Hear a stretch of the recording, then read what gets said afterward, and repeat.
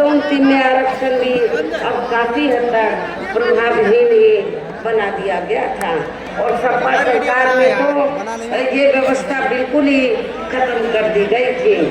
साथ ही केंद्र व राज्यों में भी विरोधी पार्टियों की रही सरकारों में इन सभी वर्गों को प्राइवेट सेक्टर में आरक्षण दिए जाने की व्यवस्था किए बिना ही इनकी सरकारों के ज्यादातर सरकारी कार्य अब प्राइवेट सेक्टर के जरिए ही इनके बड़े बड़े पूंजीपतियों व धनराशियों आदि को ही दिए जाने के कारण अब इनको पूरे देश में आरक्षण का बहुत कम ही लाभ मिल पा रहा है।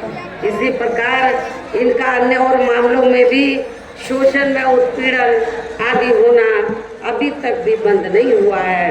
इसके साथ साथ मुस्लिम व अन्य धार्मिक अल्पसंख्यक समाज के लोगों की भी हालत हर स्तर पर यह काफी ज्यादा खराब व दयनीय बनी हुई है, जिसका काफी कुछ खुलासा सर्च कमेटी के रिपोर्ट में भी किया गया है। इतना ही नहीं बल्कि पिछले कुछ वर्षों से केंद्र व अधिकांश राज्यों में भी बीजेपी व आरएसएस की सरकारों के चलते हुए अब इनका विकास व उत्थान आदि होना भी काफी हद तक बंद सही हो गया है। आज दिन इन पर खासकर हिंदुत्व की आड़ में हो रही जुल्म जाति भी यहाँ काफी ज्यादा चरम सीमा पर पहुंच चुकी है।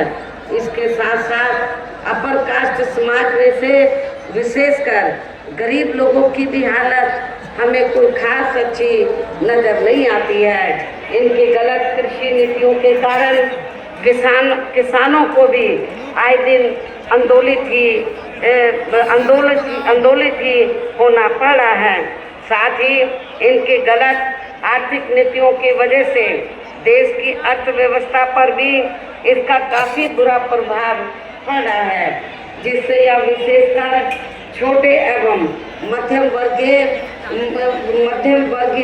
व्यापारी वर्ग भी काफी ज्यादा दुखी व परेशान है। और अब केंद्र में पूर्व की रही सरकारों की तरह ही वर्तमान भाजपा सरकार में भी यह पूरे देश में गरीबी, बेरोजगारी एवं महंगाई आदि भी लगातार काफी ज्यादा बढ़ रही है। देश में हर स्तर पर फैला भ्रष्टाचार भी अभी तक खत्म नहीं हुआ है। साथ ही अपने देश की सीमाएं भी अभी तक पूरे तौर से सुरक्षित नहीं है। ये भी बड़ी चिंता की बात है।